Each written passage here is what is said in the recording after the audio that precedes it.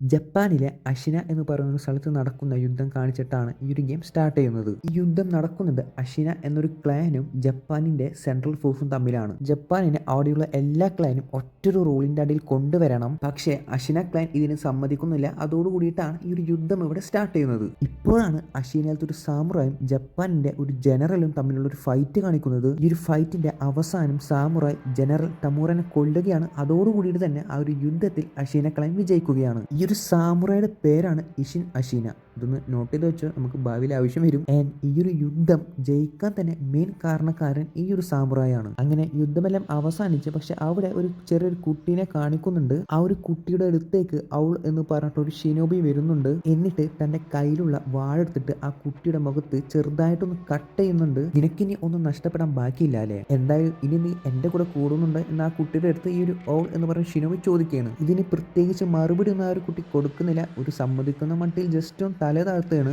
പിന്നീട് നല്ല രീതിയിലുള്ള കഠിനമായ ട്രെയിനിങ്ങിന് ശേഷം ഒരു സ്കിൽഫുൾ ആയിട്ടുള്ള ഷിനോബിയായിട്ട് മാറിയാണ് ആ ഒരു കുട്ടി. ആൻഡ് അവന് അവൾ കൊടുക്കുന്ന പേരാണ് വോൾഫ്. അപ്പോൾ ഇവനാണ് ഈ ഒരു ഗെയിമിന്റെ മെയിൻ ക്യാരക്ടർ അഥവാ മെയിൻ പ്രൊട്ടാഗോണിസ്റ്റ്. വോൾഫിന് ഒരു പുതിയ മാസ്റ്ററിനെ പ്രൊട്ടക്ട് ചെയ്യാനുള്ള ഒരു ഡ്യൂട്ടി കൊടുക്കാൻ വേണ്ടിയിട്ടാണ് ഇവരിവിടേക്ക് വന്നേക്കുന്നത്. ഇവിടെ വെച്ചിട്ടാണ് അവള് വോൾഫിന്റെ അടുത്ത് അയൺ കോട്ടിനെ കുറിച്ച് പറയുന്നത്. അതെന്താന്ന് വെച്ചാൽ ഏതൊരു സാഹചര്യത്തിലും താൻ ആദ്യം തന്നെ എടുത്തു വളർത്തിയ തന്റെ സ്റ്റെപ്പ് ഫാദറിനെ അനുസരിക്കണം, അതിനുശേഷം മാത്രമാണ് തൻ്റെ മാസ്റ്ററിനെ അനുസരിക്കാൻ പാടുള്ളൂ എന്നാണ്. ഇവിടെ ഇവൻ്റെ സ്റ്റെപ്പ് ഫാദർ എന്ന് പറയുന്നത് അവളാണ്. ഇവിടുന്ന് കട്ട് ചെയ്തിട്ട് അടുത്ത സീനിൽ 20 വർഷത്തിന് ശേഷം, അതായത് ആ ഒരു യുദ്ധം കഴിഞ്ഞിട്ട് 20 വർഷത്തിന് ശേഷമുള്ള കാര്യങ്ങളാണ് പറയുന്നത്. ഇവിടെ ഇപ്പോൾ ആഷിയുടെ അവസ്ഥ ഭയങ്കര മോശമാണ്. ജപ്പാൻ അറ്റാക്ക് ചെയ്തുകൊണ്ടിരിക്കുകയാണ്. അവർക്കാണെങ്കിൽ പ്രതിരോധിക്കാനുള്ള ശേഷിയും ഭയങ്കര കുറവാണ്. അതുകൂടാണ്ട് വൂൾഫിന് തൻ്റെ സ്റ്റെപ്പ് ഫാദറിലെ ഔളിനെയും തൻ്റെ മാസ്റ്ററിനെയും നഷ്ടപ്പെട്ടിരിക്കുകയാണ്. തൻ്റെ പർപ്പസ് എല്ലാം നഷ്ടപ്പെട്ടു. ഇനി താൻ ജീവിക്കുന്നതിലേ കാര്യമില്ലെന്ന് പറഞ്ഞ് മരണത്തെയും കിടക്കുന്ന വോൾഫിന്റെ അടുത്തേക്ക് ഒരു സ്ത്രീ വരുന്നത് കാണിച്ചിട്ടാണ് ഈ ഒരു സീൻ തുടങ്ങുന്നത്. ആ ഒരു സ്ത്രീ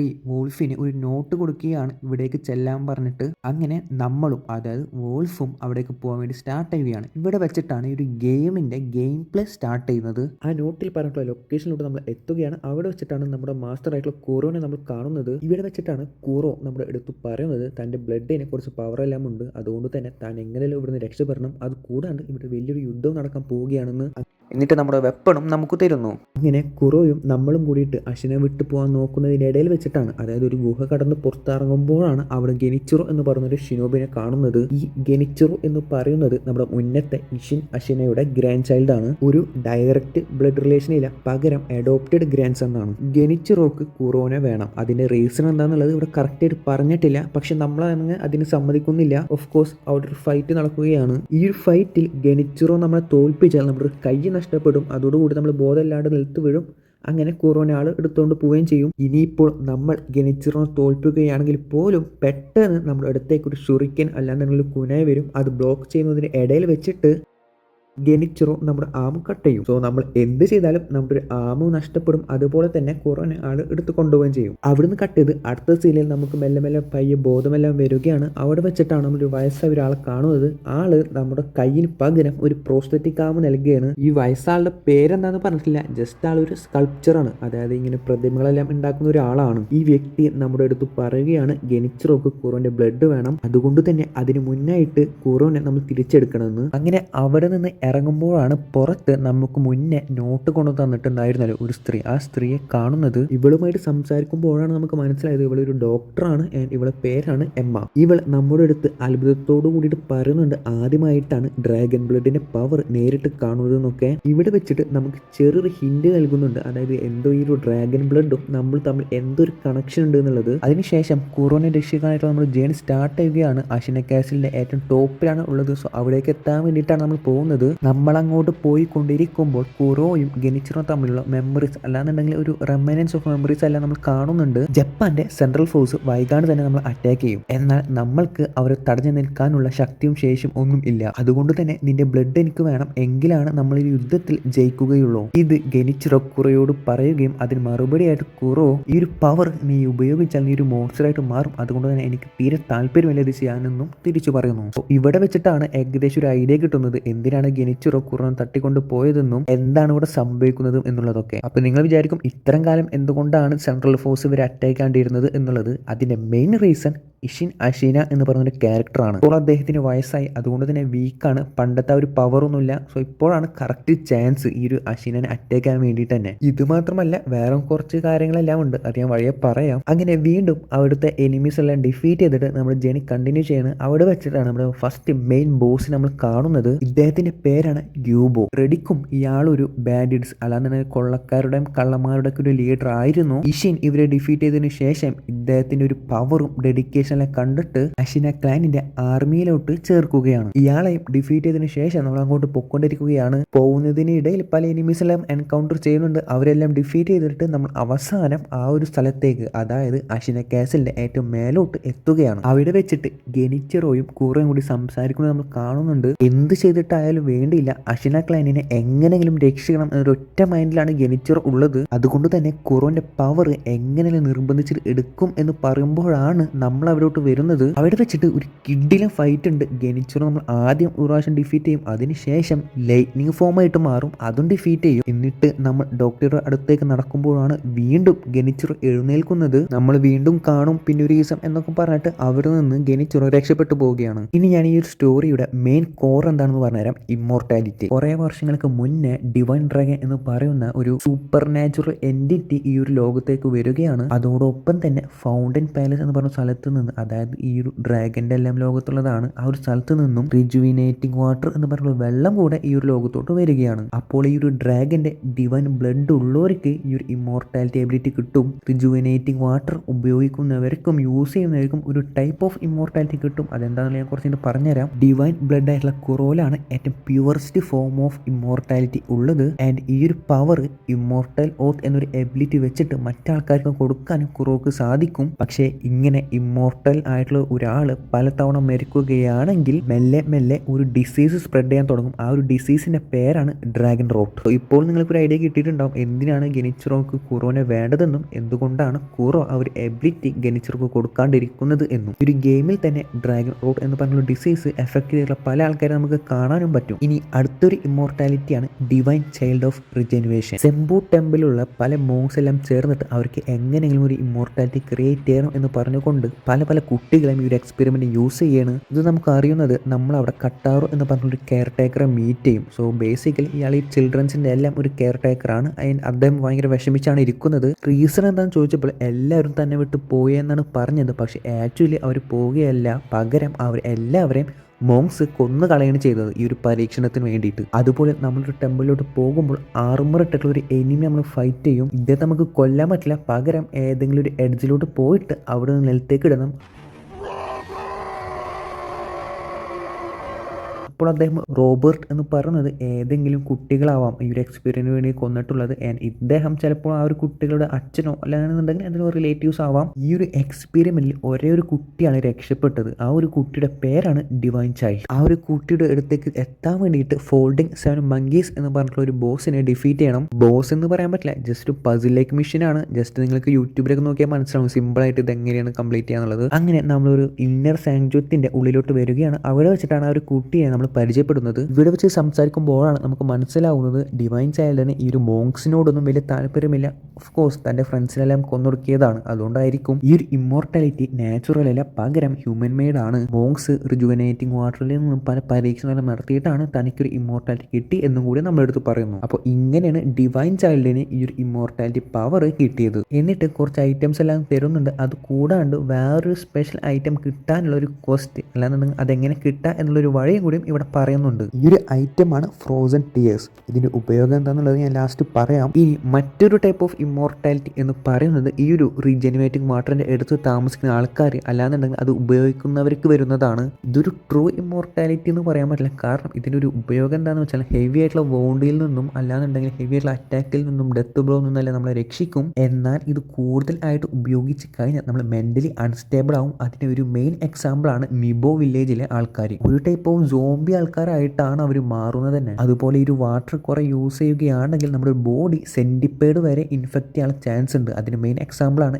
എയ്പ്പ് ഉണ്ട്, ഒരു മങ്കി എയ്പ്പ്. അതുപോലെ വേറെ കുറെ എനിമീസ് ഉണ്ട് ഇതുപോലെ ഇൻഫെക്റ്റഡ് ആയിട്ടുള്ളത്. സോ ബേസിക്കലി ഇതാണ് ഈ ഒരു ഇമ്മോർട്ടാലിറ്റിയുടെ പിന്നിലുള്ള സ്റ്റോറീസ്. ഏറ്റവും പ്യുവറസ്റ്റ് ആയതും മറ്റുള്ള ഒരാൾക്ക് കൊടുക്കാൻ പറ്റുന്നതുമായിട്ട് ഒരു ഇമ്മോർട്ടാലിറ്റി ഡിവൈൻ ബ്ലഡ് ആണ്. കറന്റ്ലി അത് ഇപ്പോൾ ഉള്ളത് കുറോഡയിലാണ്. പിന്നുള്ളത് ഡിവൈൻ ചൈൽഡ് ഓഫ് റിജുവനേറ്റിംഗ് വാട്ടർ. അതൊരു മേൻമേഡ് ആണ്, അത് ഇതുപോലെ ട്രാൻസ്ഫർ ചെയ്യാനൊന്നും പറ്റില്ല. അത് കൂടാണ്ട് ഈ ഒരു റിജുവനേറ്റിംഗ് വാട്ടർ ഉപയോഗിക്കുന്നവർക്ക് കിട്ടുന്ന ഒരു ടൈപ്പ് ഓഫ് ഇമ്മോർട്ടാലിറ്റി. ഇതിൽ നിന്ന് തന്നെ മനസ്സിലായിട്ടുണ്ടാവും എന്തുകൊണ്ടാണ് കുറോക്ക് ഇത്ര വലിയൊരു ഇമ്പോർട്ടൻസ് ഉള്ളത് എന്ന്. So coming back to story, Genichiro അവിടെ രക്ഷപ്പെട്ടു പോയി. പിന്നീട് നമ്മൾ എംഐയുമായിട്ട് സംസാരിക്കുമ്പോഴാണ് നമുക്ക് മനസ്സിലാവുന്നത് ഗെനിച്ചിറോ റിജുവനേറ്റിംഗ് വാട്ടറിന്റെ സെഡിമെന്റ്സ് യൂസ് ചെയ്തിട്ടാണ് അവിടുന്ന് രക്ഷപ്പെട്ടു പോയി എന്നുള്ളത്. ഞാൻ മുന്നേ പറഞ്ഞ പോലെ റിജുവനേറ്റിംഗ് വാട്ടർ ഉപയോഗിച്ച് കഴിഞ്ഞാൽ ഹെവി ഡെത്ത് ബ്ലോസിൽ നിന്ന് രക്ഷപ്പെടാൻ പറ്റും. അങ്ങനെയാണ് ഇവിടുന്ന് ആള് രക്ഷപ്പെട്ടത്. പിന്നീട് കൂറോ നമ്മുടെ അടുത്ത് പറയുന്നുണ്ട് ഈ ഒരു പവർ കാരണം ചുറ്റുമുള്ള ആൾക്കാരെല്ലാം എഫക്റ്റ് ആവുകയാണ്. മറ്റാൾക്കാർ ഈ ഒരു പവർ ഉപയോഗിക്കുന്നതും എനിക്ക് താല്പര്യമില്ല. അതുകൊണ്ട് തന്നെ എങ്ങനെയെങ്കിലും ഈ ഒരു പവർ ഇവിടെ അവസാനിപ്പിക്കാൻ, അല്ലാന്നുണ്ടെങ്കിൽ ഡിസ്ട്രോയ് ചെയ്യാനുള്ള ഒരു വഴി നമ്മൾ കണ്ടുപിടിക്കണം. അതിന് വേണ്ടിയിട്ട് കുറച്ച് ഐറ്റംസ് എല്ലാം ആവശ്യമുണ്ട്. അതിന് നിന്റെ സഹായം എനിക്ക് വേണമെന്ന് ചോദിക്കുന്നു. നമ്മളും അതിന് സമ്മതിക്കുന്നു. അതിനുശേഷം ഈ ഒരു ഐറ്റംസ് എല്ലാം കളക്ട് ചെയ്യാൻ വേണ്ടിയിട്ട് നമ്മൾ പോകുന്നു. ഈ ഒരു ഗെയിം സ്റ്റാർട്ട് ചെയ്യുമ്പോൾ നമ്മൾ ബോധമില്ലാണ്ട് ഒരു സ്ഥലത്ത് കിടക്കുകയായിരുന്നല്ലോ. സോ അതിന് മുന്നേ നമുക്ക് എന്ത് പറ്റിയെന്നുള്ള ജസ്റ്റ് നമുക്ക് നോക്കാം. ഇതൊരു മെമ്മറിയാണ്. ഇത് ആക്സസ് ചെയ്യാൻ വേണ്ടിയിട്ട് നമ്മുടെ ജേണിയുടെ ഇടയിൽ വെച്ചിട്ട് നമ്മുടെ വയസ്സായ ഒരു ലേഡിയെ കാണും.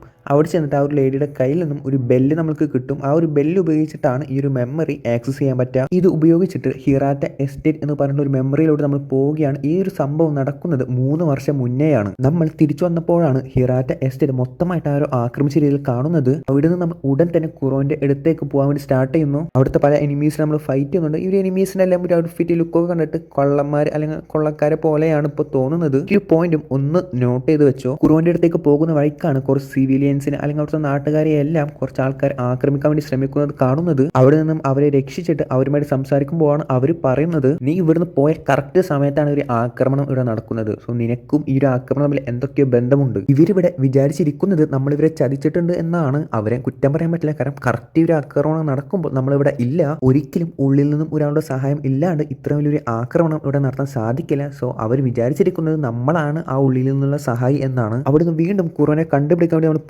പോകുന്ന വഴിക്കാണ് നമ്മുടെ സ്റ്റെപ്പ് ഫാദർ ആയിട്ട് അവള് അവിടെ ഇഞ്ചുറി ആയിട്ട് കിടക്കുന്നത് കാണുന്നത്. അവിടെ വെച്ചിട്ട് എങ്ങനെയെങ്കിലും കുറോനെ രക്ഷിക്കണം എന്ന് പറയുന്നു. അതിനുശേഷം ആൾ അവിടെ വെച്ചിട്ട് തന്നെ മരണപ്പെടുന്നു. ശേഷം കുറോനെ കണ്ടുപിടിക്കാൻ നമ്മൾ വീണ്ടും പോണ വഴിക്ക് നമ്മൾ ഒരു ലേഡീനെ കാണുന്നുണ്ട്. ഈ ഒരു ലേഡിയാണ് നമുക്ക് ഫ്യൂച്ചറിൽ നമുക്കൊരു ബെല്ല് തന്നിട്ടുണ്ടായിരുന്നില്ല. ആ ഒരു ലേഡിയാണ് ഇതാണ് ആ ഒരു ലേഡിയുടെ മകൻ. ആരായിട്ടുള്ള ഒരു ഫൈറ്റിന് ശേഷം നല്ല രീതിയിൽ പരിക്കെല്ലാം പറ്റിയിട്ടാണ് ഇവിടെ കിടക്കുന്നത്. നമ്മുടെ അടുത്ത് പറയുന്നുണ്ട് യങ് മാസ്റ്റർ, അതായത് കുറോ അതിൻ്റെ ഉള്ളിലുണ്ട്. പക്ഷെ നീയാണെന്നുണ്ടെങ്കിൽ ഒരിക്കലും അതിൻ്റെ ഉള്ളിലോട്ട് പോവില്ല എന്നുകൂടി നമ്മളടുത്ത് പറയുന്നു. നമ്മൾക്കുണ്ടോ പേടി? നമ്മൾ നേരെ അതിനുള്ളിലോട്ട് കയറി കൊടുക്കുന്നു. കുറോനെ നമ്മൾ അവസാനം കണ്ടുപിടിക്കുകയാണ്. എന്നാൽ കുറോന്റെ പിന്നിലോട്ട് നോക്കുമ്പോഴാണ് അവിടെ ലേഡി ബട്ടർഫ്ലൈ എന്ന് പറഞ്ഞൊരു ക്യാരക്ടറെ നമ്മൾ കാണുന്നത്. ആക്ച്വലി ഈ ഒരു ലേഡി ബട്ടർഫ്ലൈ എന്ന് പറയുന്നത് ആഷിനത്തെ ഒരു വേറാണ്. അതുപോലെ തന്നെ നമ്മുടെ ടീച്ചറുമാണ്. അങ്ങനെ നമ്മളും ഇവരും തമ്മിൽ ഒരു കിഡിലും ഫൈറ്റ് എല്ലാം ഉണ്ട്. അവസാനം നമ്മൾ ആ ഒരു ലേഡി ബട്ടർഫ്ലൈനെ ഡിഫീറ്റ് ചെയ്യുന്നു. എന്നിട്ട് ജസ്റ്റും തിരിയുമ്പോഴാണ്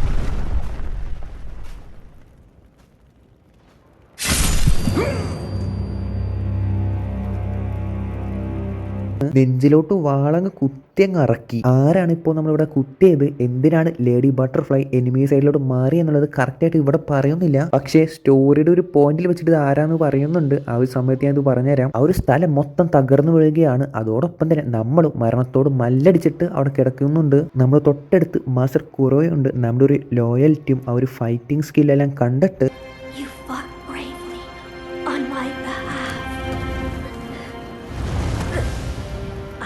cannot throw away such loyalty.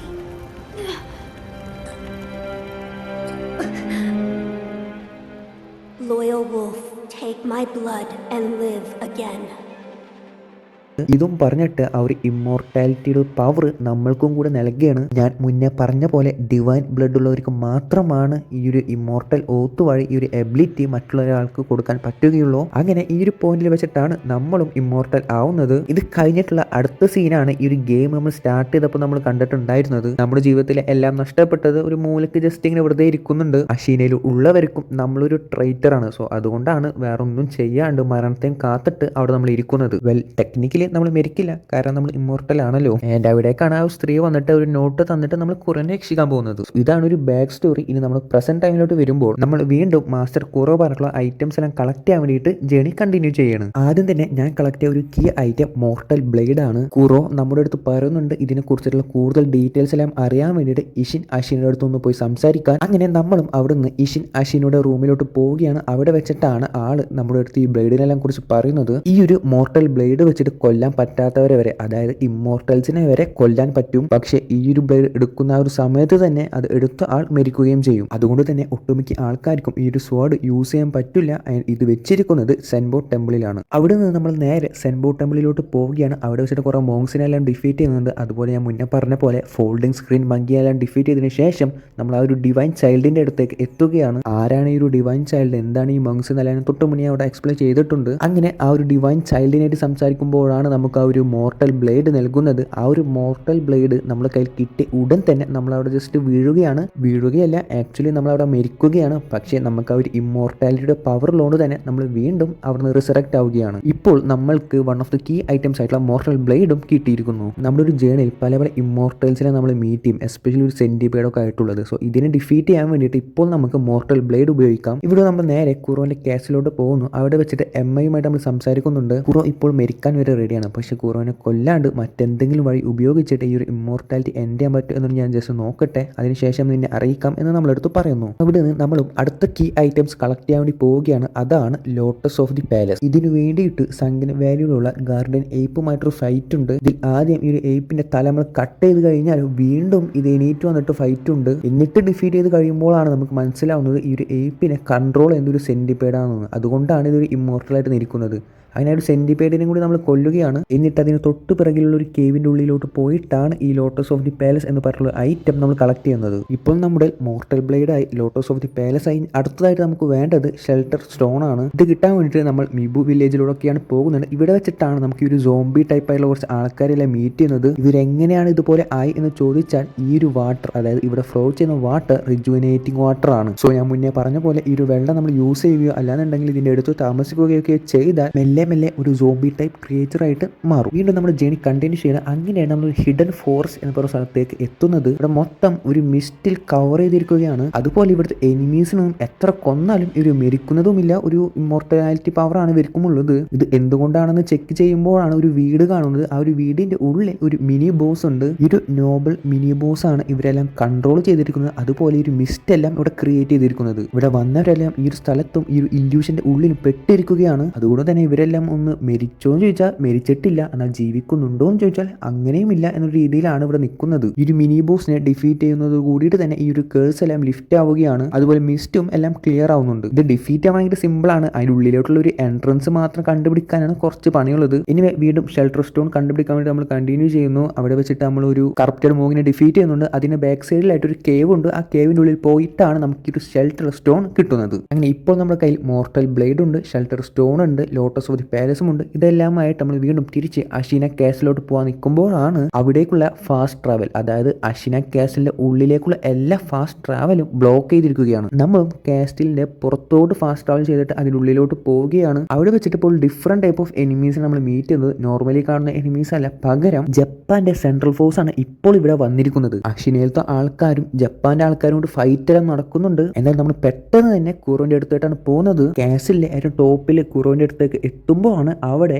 ഔളിനെയും കൂടി നമ്മൾ കാണുന്നത്. ഹിറാറ്റ എസ്റ്റേറ്റ് വെച്ചിട്ട് ഇയാൾ മരിച്ചെന്നാണ് നമ്മൾ വിചാരിച്ചത്, പക്ഷെ മരിച്ചിട്ടുണ്ടായിരുന്നില്ല. കുറോ പറയുന്നുണ്ട് നീ മരിച്ചെന്ന് പല കഥകളെല്ലാം ഞാൻ കേട്ടിരുന്നു, എന്നിട്ടും ഇപ്പൊ നീ ഇവിടെ എത്തിയിട്ടുണ്ട്. ഔൾ, എന്താണ് നിന്റെ ഉദ്ദേശം? അതിന് മറുപടിയായിട്ട് എനിക്ക് മറ്റു ഉദ്ദേശങ്ങളൊന്നുമില്ല, ആകെ ഒരേ ഒരു ആഗ്രഹമുള്ളൂ, നിന്നെ രക്ഷിക്കണം. മറ്റുള്ളവർ നിന്നെ വന്ന് ഉപദ്രവിക്കുന്നതിൽ നിന്നും നിന്നെ എനിക്ക് രക്ഷിക്കണം. അപ്പോൾ കുറോ, അങ്ങനെ എൻ്റെ ഒരു ഡ്രാഗൺ സെർട്ടിന്റെ പവർ നിനക്കും ഇപ്പോൾ വേണമല്ലേ? ഇനി ഞാൻ നിന്റെ അടുത്തൊന്നും പറയുന്നില്ല, നീ ഇവിടുന്ന് പൊക്കോ എന്ന് പറഞ്ഞിട്ട് ആ കേസിൽ ഉള്ളിലോട്ട് പോവുകയാണ്. ഈ ഒരു പവർ കൊടുക്കാൻ കുറേ സമ്മതിക്കുന്നില്ല. അവളാവട്ടെ ഓക്കെ, ഞാൻ ഈ പുറത്ത് ഈ ഒരു വ്യൂ എല്ലാം ആസ്വദിച്ചിട്ട് കുറച്ചുകൂടി നേരം ഇവിടെ നിന്നോട്ടെ എന്നും പറയുന്നു. അങ്ങനെ നിൽക്കുന്ന ഔളിന്റെ അടുത്തോട്ടാണ് നമ്മൾ ചെല്ലുന്നത്. നമ്മൾ പറയുന്നുണ്ട്, ഫാദർ ഇങ്ങനെ ഇപ്പോഴും ജീവിച്ചിരിക്കുന്നത്? അപ്പോൾ അവള് അതെല്ലാം എൻ്റെ ഒരു പ്ലാൻ ആയിരുന്നു, നീയും അന്ന് രാത്രി മരിച്ചെന്ന് എനിക്ക് ഉറപ്പായിരുന്നല്ലോ, ഡിവൈൻ ബ്ലഡ് അഥവാ ഖുറോന്റെ പവറാണ് എന്നെ തിരിച്ച് ജീവിതത്തിലോട്ട് കൊണ്ടുവന്നത് എന്ന് നമ്മൾ പറയുന്നു. യെസ്, അത് തന്നെ, ആ ഒരു ഡിവൈൻ ബ്ലഡിന്റെ പവർ, ആ ഒരു പവർ എനിക്കും കൂടി വേണം. നിനക്ക് അയൺ കോഡ് എന്താണെന്ന് ഇപ്പോഴും ഓർമ്മയില്ലേ? ഞാനിപ്പോൾ നിന്റെ അടുത്ത് ഓർഡർ ചെയ്യുന്നു ടു ഫോർസേക്ക് യുവർ മാസ്റ്റർ. ഈ നിമിഷം മുതൽ ഖുറോ നിന്റെ മാസ്റ്റർ അല്ല, നീ ഇനി ഞാൻ പറയുന്നത് കേട്ടാ മതി. ഇതും പറഞ്ഞിട്ട് ഇവിടെ നമുക്ക് 2 ഓപ്ഷനാണ് കൊടുത്തിരിക്കുന്നത്. ഒന്ന് ഒബേ ദി അയൺ കോഡ്, അതായത് നമ്മൾ മാസ്റ്ററെ നമ്മൾ ഉപേക്ഷിക്കണം. രണ്ടാമത്തേത് ബ്രേക്ക് ദി അയൺ കോഡ്, അതായത് ഖുറോന്റെ അടുത്ത് ലോയലായിട്ട് തന്നെ നിൽക്കണം. ഇവിടെ ഞാൻ ഈ ഒരു ഗെയിമിൽ ചൂസ് ചെയ്തത് ഒബേ ദി അയൺ കോഡാണ്. അങ്ങനെ അവള് ഇനി മുതൽ നമ്മൾ ഇവിടെ ഭരിക്കും എന്ന് പറഞ്ഞ് അവസാനിക്കുന്നതിന് തൊട്ട് മുന്നേ ആയിട്ട് എമ്മ അവിടേക്ക് വരുന്നു. അവളാണെങ്കിൽ മെല്ലെ daughter of the late Lord Doga would be quite the insult. Disgrace! എമ്മയാണെങ്കിൽ സിമ്പിളായിട്ട് അത് ഡിഫ്ലക്ട് ചെയ്യുന്നു. എന്നിട്ട് അവൾ നമ്മുടെ അടുത്ത് വന്നിട്ട് ഇവളെ കൊല്ലാൻ വേണ്ടി പറയുന്നു. നമ്മളും അവളെ ഫൈറ്റ് ചെയ്യാൻ സ്റ്റാർട്ട് ചെയ്യുന്നു. അപ്പോഴാണ് അവൾ പറയുന്നത്, ഇതിന് മുന്നേ ഞാൻ ഈ ഒരു ഷുറ വിറ്റ്നസ് ചെയ്തിട്ടുണ്ട്, അത് ഇപ്പോൾ നിന്റെ ഉള്ളിലും ഉണ്ട്, അതുകൊണ്ട് തന്നെ നിന്നെ ഡിസ്ട്രോയ് ചെയ്യണം എന്ന് പറഞ്ഞുകൊണ്ട് ആ ഒരു ഫൈറ്റ് അവിടെ സ്റ്റാർട്ട് ചെയ്യുന്നു. ഫൈറ്റിന്റെ അവസാനം നമ്മൾ ഒരു സ്വാഡ് എടുത്തിട്ട് നേരെ പുള്ളിക്കാരുടെ കഴുത്തിലോട്ട് അങ്ങ് കയറ്റുന്നു. അങ്ങനെ എമ്മയും ഇവിടെ മരിക്കുകയാണ്. എന്നിട്ട് നമ്മൾ അങ്ങ് തിരിഞ്ഞ് നടക്കുമ്പോഴാണ് ആരോ പിന്നിലോട്ട് വന്നിട്ട് സെക്കിറോ എന്ന് വിളിക്കുന്നത്. നോക്കുമ്പോൾ ആരാ? ഇഷിൻ അഷിനെയാണ്, മരിച്ചുപോയ എമ്മയുടെ ബോഡിയും പിടിച്ചിട്ട് അവിടെ ഇരിക്കുന്നത്. ഇതിന് മുന്നേ ഇദ്ദേഹത്തെ നമ്മൾ മീറ്റ് ചെയ്യുമ്പോൾ ആൾ നമ്മുടെ അടുത്ത് പറയുന്നുണ്ട്, But it brings them. I see it in your eyes too. The shadow of Shura. Give me cause, and I will kill you. It would do you well to remember that. I see. അപ്പോൾ ഇതാണ് ഷുറ, അതായത് ഒരു കാരണവും ഇല്ലാണ്ട് തൻ്റെ സന്തോഷത്തിന് വേണ്ടി മാത്രം മറ്റുള്ളവർ കൊല്ലുമ്പോഴാണ് നമ്മൾ ഷുറ ആയിട്ട് മാറുക. കമ്മിങ് ബാക്ക് ടു സ്റ്റോറി, ഈശൻ നമ്മുടെ അടുത്ത് പറയുന്നത്, നീയാണ് ഏറ്റവും മോശപ്പെട്ട ഒരാൾ, പക്ഷെ എന്നിട്ടും എനിക്ക് നിന്നോട് വെറുപ്പൊന്നും ഇപ്പോഴും തോന്നുന്നില്ല, നീ മുഴുവനായിട്ട് ഷുറ ആയിട്ട് മാറുന്നതിന് മുന്നായിട്ട് നിന്നെ ഞാൻ കൊല്ലും. ഇതും പറഞ്ഞിട്ട് ഇവർ രണ്ടുപേരും തമ്മിലൊരു ഫൈറ്റ് നടക്കുകയാണ്. ഈ ഒരു ഫൈറ്റും കിഡിലും ഫൈറ്റ് ആയിരുന്നു. എസ്പെഷ്യലി ആ ഒരു ഈശേനയുടെ ഡോഡ്ജും ഡിഫ്ലക്ഷനും കുറെ തീന്റെ പവർസും നല്ല രസമായിരുന്നു കളിക്കാൻ വേണ്ടിയിട്ട്. എന്തായാലും അവസാനവും ഇഷിൻ അഷിനെ നമ്മൾ കൊല്ലുകയാണ്. അതിനുശേഷം അവൾ അവിടോട്ട് വരുന്നുണ്ട്. എന്നിട്ട് പറയുന്നു, ഇത്രയും വയസ്സായിട്ട് വളരെ കുറച്ച് പേർക്ക് മാത്രമാണ് ഇഷിനെ കൊല്ലുക എന്നൊരു കാര്യം ചിന്തിക്കാൻ പോലും പറ്റുകയുള്ളൂ. സംഭവം ഇയാൾക്കറിയാം ഇയാളെ കൊണ്ട് ഇഷിനെ കൊല്ലാൻ പറ്റുകയില്ല എന്നുള്ളത്. അതുകൊണ്ടാണ് നമ്മളെ കൊണ്ട് ഇതെല്ലാം ചെയ്യിപ്പിച്ചത്. ഇനി നമ്മുടെ മുന്നിൽ ആരുമില്ല, അഷിനെയും ഈ ഒരു വോൾ രാജ്യം തന്നെ ഇനി നമ്മുടേതാണ് എന്നിങ്ങനെ പറഞ്ഞിട്ട്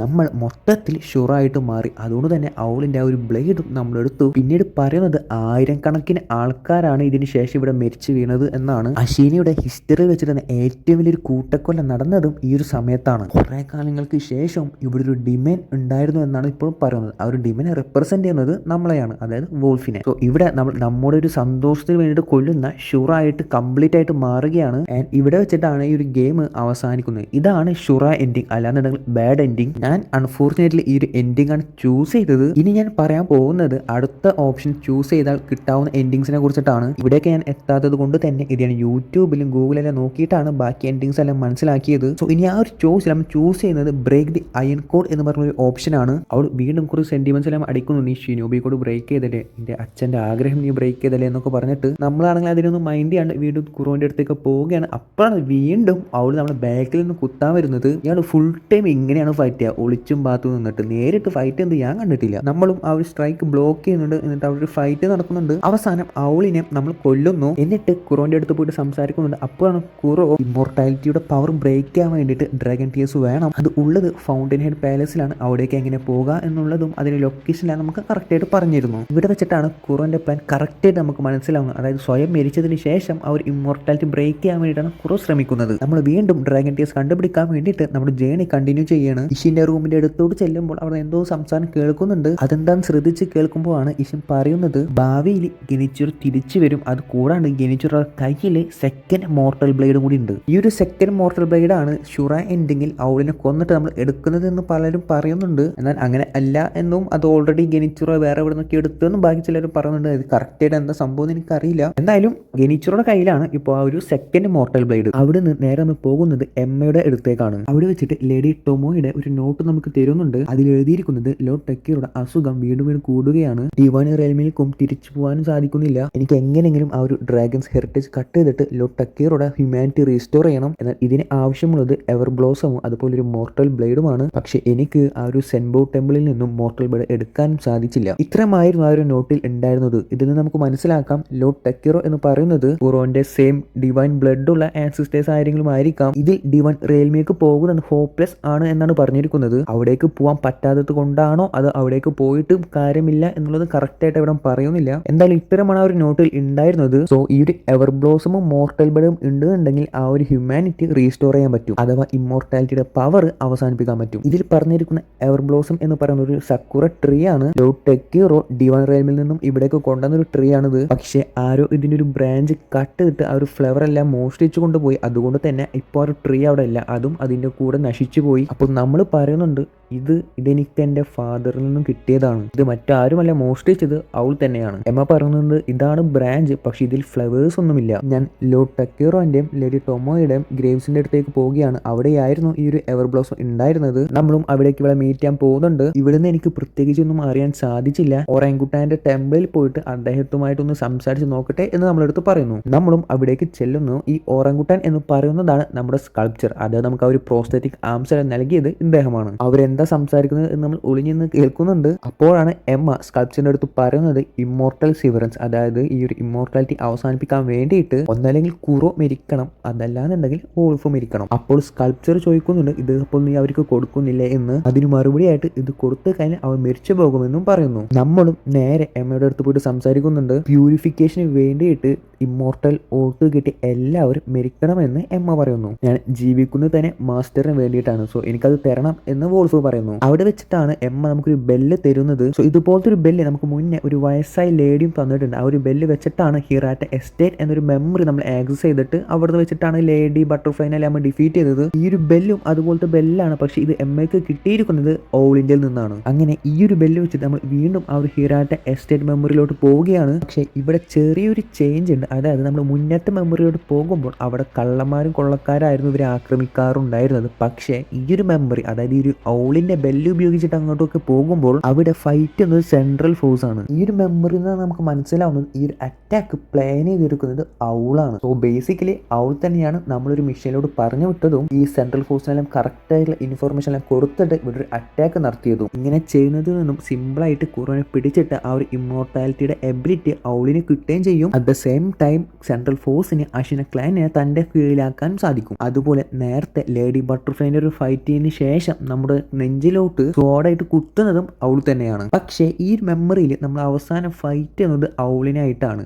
അതെന്തുകൊണ്ടാണ് അങ്ങനെ വന്നതെന്നുള്ളതിൻ്റെ ഒരു റീസൺ എനിക്ക് മനസ്സിലായിട്ടില്ല. നിങ്ങൾക്ക് ആർക്കെങ്കിലും മനസ്സിലായിട്ടുണ്ടവരുണ്ടെന്നുണ്ടെങ്കിൽ താഴെ കമൻറ്റ് ചെയ്യുക. ഇവിടെ രണ്ട് ബെല്ല് നമ്മളെ കാണിക്കുന്നത് രണ്ടാൾക്കാരുടെ പെർസ്പെക്റ്റീവ് ആണ്. ഒന്ന് ഔളിൻ്റെതും ഒന്ന് ആ ഒരു ഓൾഡ് ലേഡിയുടെയുമാണ്. അവിടെ ഓൾഡ് ലേഡി വിചാരിച്ചിരിക്കുന്നത് ബാൻഡിറ്റ്സും അതുപോലെ കൊള്ളക്കാരായിരിക്കും ഇവിടെ ആക്രമിക്കുന്നത് എന്നാണ്. പക്ഷേ ഔളിൻ്റെ മെമ്മറിയിൽ നിന്നാണ് നമുക്ക് ഒന്നുകൂടി കറക്റ്റായിട്ട് മനസ്സിലാവുന്നത്. കാരണം ഓൾറെഡി ഔൾ അവിടെ പ്രസന്റ് ആയിരുന്നില്ല ആ ഒരു ടൈമിൽ. നമ്മൾക്ക് എമ്മ പറഞ്ഞിട്ടുള്ള ആ ഒരു അരോമാറ്റിക് ഫ്ലവർ അഥവാ എവർ ബ്ലോസത്തിൻ്റെ ഒരു ഫ്ലവർ കിട്ടുന്നത് ഔളിനെ ഡിഫീറ്റ് ചെയ്യുമ്പോഴാണ്. ഇവിടെ എനിക്കുണ്ടായ ഒരു ഡൗട്ട് എന്താണെന്ന് വെച്ചാൽ എങ്ങനെയാണ് ഈ ഒരു മെമ്മറിയിൽ നിന്നും ഒരു സാധനം ഫ്യൂച്ചറിലോട്ട് അല്ലാതെ നിങ്ങൾ പ്രസന്റിലോട്ട് കൊണ്ടുവരാൻ പറ്റി എന്നുള്ളതാണ്. ഞാനിങ്ങനെ ഓൺലൈനിൽ സെർച്ച് ചെയ്തപ്പോൾ എനിക്ക് കിട്ടിയത് ഈ ഒരു ബെല്ല് നമ്മൾ ഓഫർ ചെയ്യുന്നത് ബുദ്ധക്കാണ്. അതുകൊണ്ട് തന്നെ ഇതൊന്നും ജസ്റ്റ് ഒരു മെമ്മറി അല്ല, പകരം ഇതൊരു പാത്വേ ആണ്. ആൻഡ് ഈ ഒരു പാത്ത് ക്രിയേറ്റ് ചെയ്തിരിക്കുന്നത് തന്നെ ഒരു ബുദ്ധയുടെ പവർ ഉപയോഗിച്ചിട്ടാണ്. മേ ബി ഇതുകൊണ്ടൊക്കെ ആയിരിക്കാം ഇത് പോസിബിൾ ആയിട്ടുള്ളത്.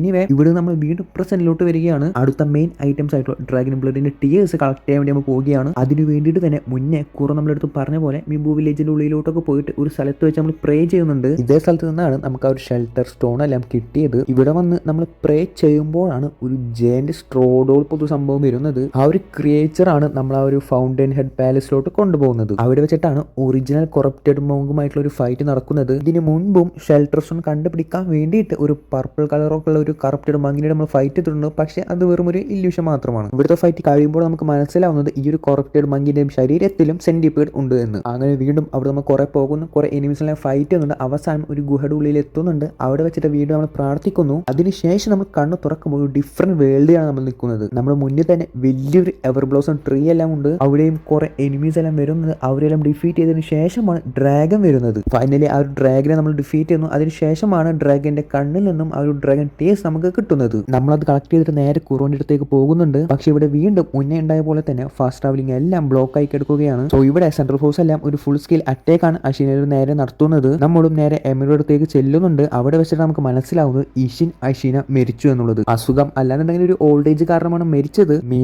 ബി അതുകൊണ്ടായിരിക്കാം ഇവിടെ ഒരു ഫുൾ സ്കെയിൽ അറ്റാക്ക് നടക്കുന്നത്. കാരണം ഞാൻ മുന്നേ പറഞ്ഞ പോലെ ജപ്പാന്റെ സെൻട്രൽ ഫോഴ്സ് ഇത്രയും കാലം അഷീനെ അറ്റാക്ക് ചെയ്യാതിരിക്കാനുള്ള മെയിൻ കാരണം ഈ ഒരു ഇഷിൻ അഷീന ആയിരുന്നു. എമ പറയുന്നുണ്ട് കുറുവിന് രക്ഷപ്പെട്ടിട്ട് ആ ഒരു സീക്രട്ട് പാസേജിലുണ്ട്, അവിടേക്ക് ചെല്ലാൻ. നമ്മളും അവിടേക്ക് പൊക്കോണ്ടിരിക്കുകയാണ്. അപ്പോഴാണ് ഡിമൻ ഓഫ് ഹേട്രഡ് എന്ന് പറഞ്ഞിട്ടുള്ള എനിമിനെ നമ്മൾ ഫൈറ്റ് ചെയ്യുന്നത്. ആക്ച്വലി ഇത് നമ്മളുടെ സ്കൾപ്ചർ ആണ്. അതായത് നമുക്ക് അവർ ആംസ് എല്ലാം ക്രിയേറ്റ് ചെയ്തിട്ടുണ്ടായിരുന്ന ഒറങ്കൂട്ടാനാണ് ഇത്. ഇദ്ദേഹം നമ്മളെ പോലെ തന്നെ ഇഷിൻ അഷിനോട് കീഴിലുള്ള ഒരു ഷിനോബി ആയിരുന്നു. എന്നാൽ പയ്യെ പയ്യെ ഇയാളുടെ ശരീരം ഷുറ ടേക്ക് ഓവർ ചെയ്യുന്നതായിട്ട് ഈഷിൻ കണ്ടെത്തുന്നു. ഷുറ എന്താ എന്നുള്ളത് ഞാൻ ഓൾറെഡി എക്സ്പ്ലെയിൻ ചെയ്തിട്ടുണ്ടായിരുന്നല്ലോ. നമുക്ക് റീസൺ ഒന്നും ഇല്ലാണ്ട് ഓരോരുത്തരെ കൊല്ലുമ്പോൾ നമ്മുടെ ബോഡി മെല്ലെ ഒരു ഡിമനായിട്ട് അല്ലാതെ ഒരു ഹേറ്ററിന്റെ ഒരു മോൺസ്റ്റർ ആയിട്ട് മാറുന്നതാണ് ഷുറ. ഇങ്ങനെ ഈ ഒരു സ്കൾപ്ചറർ ഒരു ഷുറ ആയിട്ട് മാറുന്നത് കണ്ടതോടുകൂടിയിട്ട് തന്നെ ഇഷിൻ ഇദ്ദേഹത്തിന്റെ കൈ മുറിച്ചതിന് ശേഷം റിട്ടയർ ചെയ്യാൻ പറയുകയാണ്. അതിനുശേഷമാണ് ആളൊരു സ്കൾപ്ചർ ആയിട്ട് മാറുന്നത്. ഈ ഒരു ഫൈറ്റ് നിങ്ങൾ ശ്രദ്ധിച്ചാൽ മനസ്സിലാവും, ഈ ഒരു എനിമിക്ക് ഒരു കൈയില്ല. ഇതൊരു കംപ്ലീറ്റ് ഷുറ ഫോം അല്ല. കാരണം ഈ സ്കൾപ്ചർ കുറെ കാലമായിട്ട് ഷുറ തന്റെ ബോഡി ടേക്ക് ഓവർ ചെയ്യുന്നതെന്നും കൺട്രോൾ ചെയ്തിരിക്കുകയായിരുന്നു. അൺഫോർച്ചുനേറ്റ്ലി ഇപ്പോഴാണ് ആ ഒരു കൺട്രോൾ വിട്ടത്. കുറെ കാലമായിട്ട് ഷുറയെ റെസിസ്റ്റ് ചെയ്തതോട് കൂടിയിട്ടാണ് ഒരു കംപ്ലീറ്റ് ഫോം അല്ലാണ്ട് ഇങ്ങനത്തെ ഒരു ഫോമിലോട്ട് മാറിയത്. എനിമിനെ നമ്മൾ ഡിഫീറ്റ് ചെയ്തതിനു ശേഷം ആ ഒരു പാസേജിന്റെ അടുത്തോട്ട് പോവുകയാണ്. അങ്ങനെ കുറുവിന്റെ അടുത്ത് എത്തുമ്പോഴാണ് കുറുവിന്റെ ഫ്രണ്ടിലായിട്ട് ഗെനിച്ചിറോനെ നമ്മൾ കാണുന്നത്. ഓൾറെഡി ആ ഒരു ബ്ലേഡ് ഉപയോഗിച്ചിട്ട് കുറുവിനെ കുത്തിയിട്ടുണ്ട്. അതുകൊണ്ട് തന്നെ കുറെ ചോരയെല്ലാം പോകുന്നുണ്ട്. എന്നിട്ട് കുറു ഗെനിച്ചിറോ എടുത്ത് പറയുന്നുണ്ട്, If you think you can change Ashina's fate with such a thing, you are mistaken. Wolf. No one has the right to the dragon's heritage. It is no one's to bear. I wish there was another way. ശേഷം നമ്മളും ഗെനിച്ചിറോനെ fight ചെയ്യാൻ വേണ്ടി ready ആവുന്നു. അവസാനം നമ്മൾ ഗെനിച്ചിറോ defeat ചെയ്യുന്നുണ്ട്. അപ്പോഴാണ് ഗെനിച്ചിറോ തന്റെ ആ ഒരു സെക്കൻഡ് മോർട്ടൽ ബ്ലേഡിന്റെ എബിലിറ്റി ഉപയോഗിച്ചിട്ട് ഇഷിൻ അഷിനയെ സമ്മൺ ചെയ്യുന്നത്. സോ ബേസിക്കലി രണ്ട് മോർട്ടൽ സ്വാഡിന്റെയും എബിലിറ്റി എന്ന് പറയുന്നത് ഓപ്പോസിറ്റ് ആണ്. നമ്മുടെ കയ്യിലുള്ളത് എല്ലാത്തിനും കൊല്ലുമെങ്കിൽ ഗെനിച്ചിറോയുടെ ഉള്ളത് മരിച്ച ആൾക്കാരെ റിവൈവ് ചെയ്യും. ഗെനിച്ചിറോ സ്വന്തം ജീവൻ കൊടുത്തിട്ടാണ് ഇഷിൻ അഷിനയെ സമ്മൺ ചെയ്യുന്നത്. ഇവിടെ സമ്മൺ ചെയ്തിരിക്കുന്നത് നമ്മൾ അയൺ കോഡ് എൻഡിങ്ങിൽ ഫൈറ്റ് ചെയ്ത ആ ഒരു വയസ്സായിട്ടുള്ള ഇഷിൻ അല്ല, പകരം അത്യാവശ്യം യങ് ആയിട്ടുള്ള പ്രൈം ടൈമിലുള്ള ഒരു ഇഷിനെയാണ് ഇവിടേക്ക് കൊണ്ടുവന്നിരിക്കുന്നത്.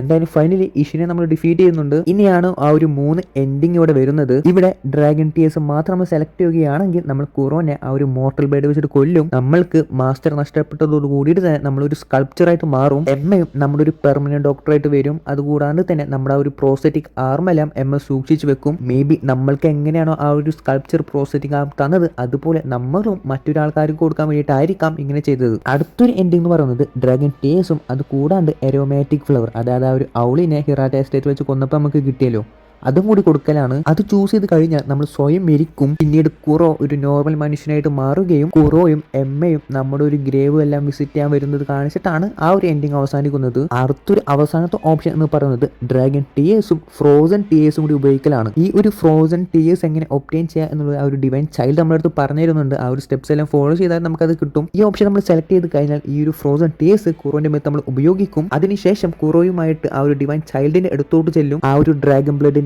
എബിലിറ്റി കുറോയിൽ നിന്നും ആ ഒരു ഡിവൈൻ ചൈൽഡ് അബ്സോർബ് ചെയ്തെടുക്കും. എന്നിട്ട് നമ്മളും ആ ഒരു ഡിവൈൻ ചൈൽഡും കൂടിയിട്ട് ആ ഒരു ഡിവൈൻ ഡ്രാഗന്റെ ബർത്ത് പ്ലേസിലോട്ട് പോകുന്നത് കാണിച്ചിട്ടാണ് ആ ഒരു എൻഡിങ്ങും അവസാനിക്കുന്നത്. സോ മൊത്തത്തിൽ ഈ ഒരു ഗെയിമിൽ 4 എൻഡിങ്സ് ആണുള്ളത്. ഒന്ന് ആ ഒരു ഷുറ എൻഡിങ്, നമ്മളൊരു അയൺ കോഡ് ചൂസ് ചെയ്യുമ്പോൾ കിട്ടുന്ന എൻഡിങ്. പിന്നുള്ളത് ഇമ്മോർട്ടൽ സിവറൻസ്, അതായത് ഡ്രാഗൺ ടീയേഴ്സ് മാത്രം കൊടുക്കുക, നമ്മൾ കുറോനെ കൊല്ലും, നമ്മളൊരു പുതിയ സ്കൾപ്ചറായിട്ട് മാറും. അടുത്തത് പ്യൂരിഫിക്കേഷൻ, ഇതിൽ ഡ്രാഗൺ ടീയേഴ്സും അരോമാറ്റിക് ഫ്ലവർ നമ്മൾ കൊടുക്കും. അതോട് കൂടിയിട്ട് തന്നെ നമ്മൾ സ്വയം മരിക്കും. അതിന് പകരമായിട്ട് കുറോക്ക് നോർമൽ ഹ്യൂമൻ ലൈഫ് ജീവിക്കാൻ സാധിക്കും. അവസാനത്തേതാണ് ഡ്രാഗൺസ് ഹോം കമ്മിങ് എൻഡിങ്. ഇതിന് വേണ്ടത് ഡ്രാഗൺ ടിയേഴ്സും ഫ്രോസൺ ടിയേഴ്സും ആണ്. പലരും ഈ ഒരു എൻഡിംഗ് ആണ് ട്രൂ എൻഡിംഗ് എന്നൊക്കെ പറയുന്നുണ്ട്. പക്ഷേ ഇതുവരെ സെക്യൂറോന്റെ ഡെവലപ്പേഴ്സ് ഒന്നും അത് കൺഫേം ചെയ്തിട്ടില്ല.